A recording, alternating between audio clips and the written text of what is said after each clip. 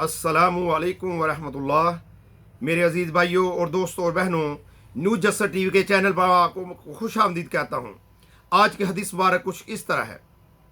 हजूर नबी अकरम सल्लल्लाहु अलैहि वसल्लम के पास एक आदमी आया और उसने अर्ज़ की, या रसूलुल्लाह सल्लल्लाहु अलैहि वसल्लम, मैंने उस आदमी को ज़नाह करते हुए देखा है। आप सल्लल्लाहु अलैहि वसल्लम ने फरमाया, तौबा कर। उस आदमी ने फिर अर्ज़ किया, या रसूलुल्लाह सल्लल्लाहु अलैहि वसल्लम, मैंने उसको अपनी आंखों से देखा है। आप सल्लल्लाहु अलैहि वसल्लम ने फिर फरमाया, तौबा कर। उस आदमी ने फिर अर्ज़ किया, या रसूलुल्लाह सल्लल्लाहु अलैहि वसल्लम, मैं झूठ नहीं बोलता, उस आदमी ने ज़ना किया है। आप सल्लल्लाहु अलैहि वसल्लम ने फरमाया, तौबा कर और पर्दा डाल। तौबा कर और पर्दा डाल।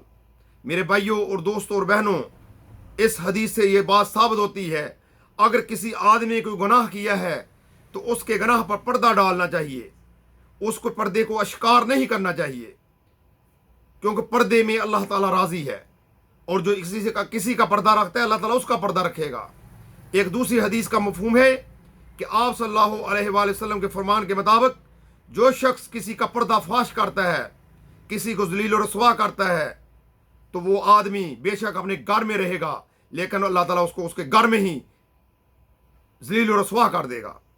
इसलिए मेरे भाइयों और दोस्तों, हमें एक दूसरे के पर्दे रखने चाहिए, हमें एक दूसरे के पर्दे नहीं फाड़ने चाहिए, पर्दे अफशा नहीं करने चाहिए, क्योंकि पर्दे में अल्लाह राज़ी होता है। किसी का पर्दा रखने से अल्लाह ताला खुश होता है।